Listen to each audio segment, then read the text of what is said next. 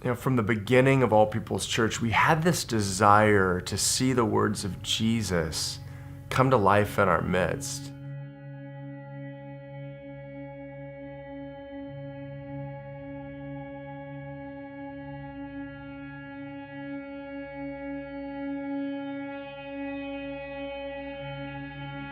We wanted to see people in the midst of the greatest pains and trials and struggles and problems of their life find Jesus, experience His life-transforming power, be set free, and then be launched into their God-given destiny. And we've been privileged to have this front row seat to what Jesus is doing in people's lives, and we've been astounded by the life transformation we've seen.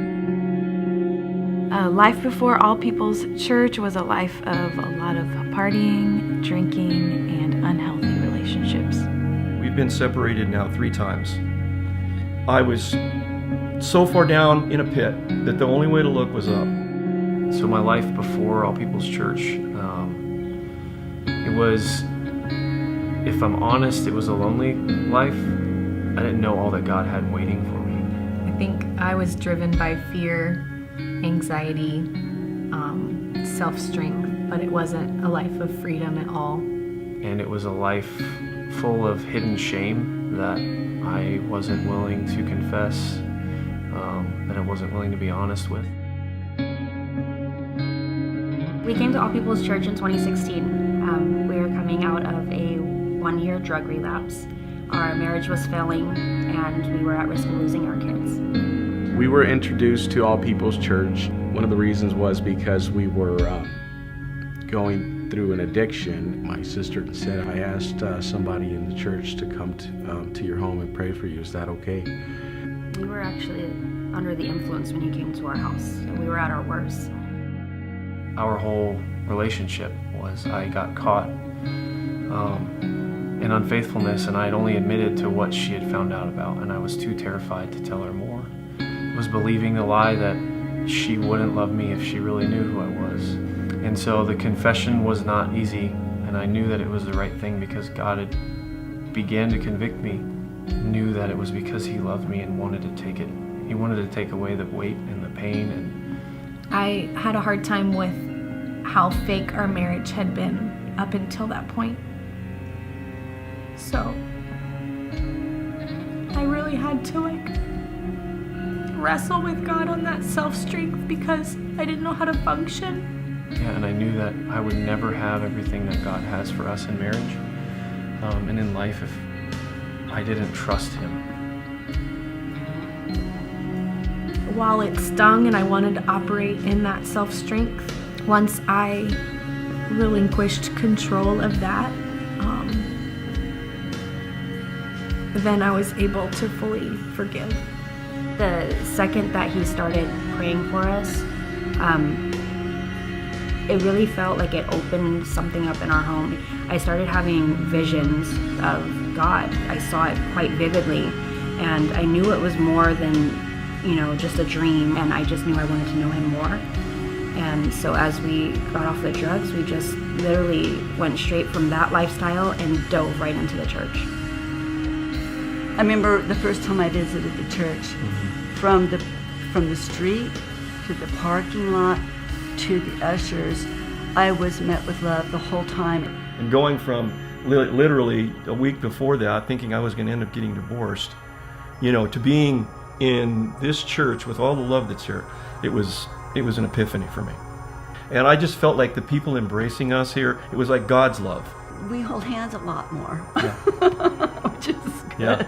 I think the turning point for me was actually on the All People's mission trip to Tijuana.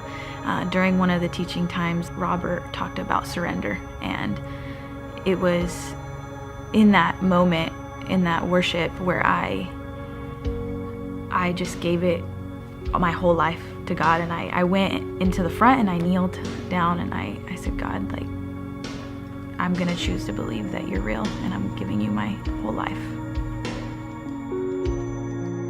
Shortly after getting plugged in and really committing to the church, I got an injury. I got 2 fractures on my knee, a torn ACL and a torn LCL. This church is so beautiful, and I love the fellowship. Everybody that would bump into me would literally take a second and pray on my knee. Shortly thereafter, I went to a follow-up with my doctor. When the doctor came in, he quickly stepped out, and I could hear him talking to the nurse, wondering if the results that he was holding in his hand were the ones for me.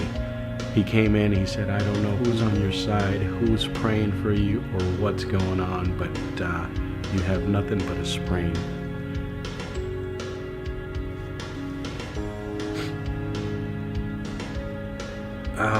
The way God is using me is, well, I'm all for it.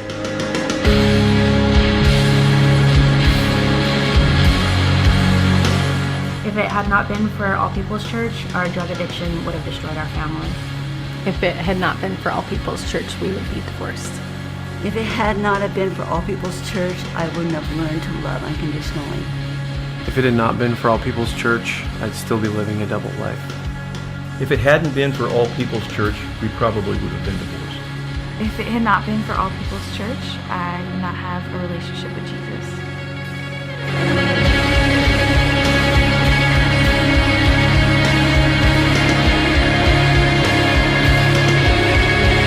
He spoke out of Isaiah 55, where it says, "Come all you who are thirsty, come to the waters, and you who have no money, come buy and eat." We've only just scratched the surface of the hunger that I believe God was promising. There are these windows in our lives where we have an opportunity to do something, where we can be a part of something that's so much bigger. And in those moments, we've got to seize the opportunity. And this is one for our spiritual family like no other time in the 10 years from the planting of this church. Now is the time for us to act. Now is the time for us to sacrifice. Now is the time to seize this God moment that we've been given and partner with Him to see something that will last for generations and impact nations. And I'm so excited for our whole spiritual family to get involved in this.